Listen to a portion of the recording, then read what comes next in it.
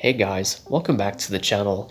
Today I'm going to be looking at Season 2 of Westworld. So after the events of Season 1, Dolores and several other hosts band together to kill as many guests in Westworld as possible while trying to find a way out once and for all. Please make sure to be caught up on Season 1 because there may be a few spoilers for that season. So it's debatable whether or not this show needed to continue after Season 1. And while Season 2 is a great follow-up to Season 1, something about it definitely feels tacked on. You know, it's as if HBO only decided to continue the show because the first season was financially successful. So, let's get into it.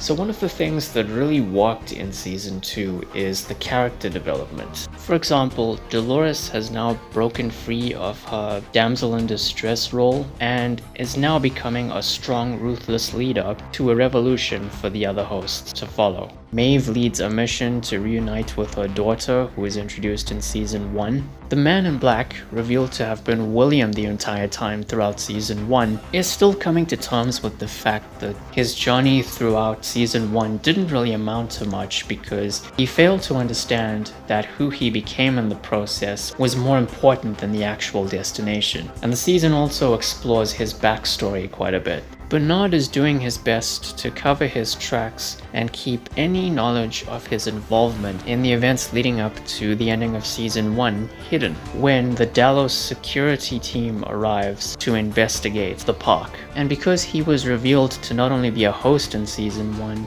but also Arnold, the co-founder of Westworld alongside Robert Ford, this season also explores that as well. So, as far as character development goes, there's that and plenty more. This season experiments with the overall structure of Westworld. You know, there's flash forwards and flashbacks here and there, and it might be a bit too much for some people. You know, I'm told that from this point onwards the show just gets ridiculously confusing, but not for me, at least for the most part. And it's a nice way to flesh out more and more plot points and characters, especially when it comes to everything leading up to the beginning of the first season. They also found some pretty interesting ways to expand on Westworld itself.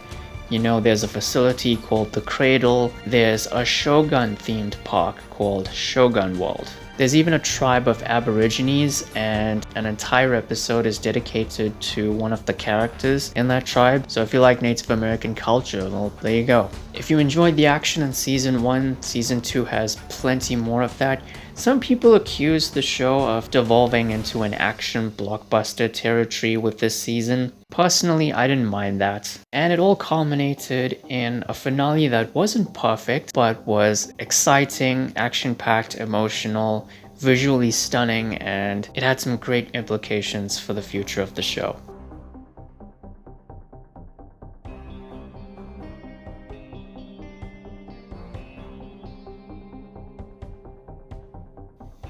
Now, my biggest problem with Season 2 is the fact that the story is kind of thin, in my opinion, you know? Basically, Dolores and all the other hosts are trying to get out of Westworld for 10 episodes. Like, that's it. Plus, you can tell the writers came up with a bunch of ideas just to stretch the story out to 10 episodes.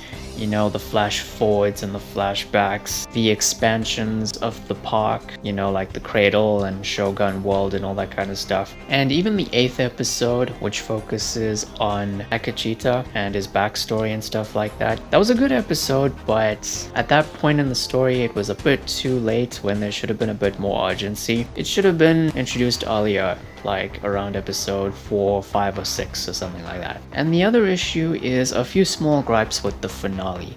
The finale, as I said, it was enjoyable, but it was a bit overblown and a bit exhausting, especially at 90 minutes when there's so much stuff going on. You know, every time it felt like it was going to end, it just kept going, especially after the climax. And I think the writers made the mistake of killing off one too many characters. And you know, come to think of it, they could have taken this entire season and actually condensed it into a single 90-minute finale for Season 1. And the show could have just ended there.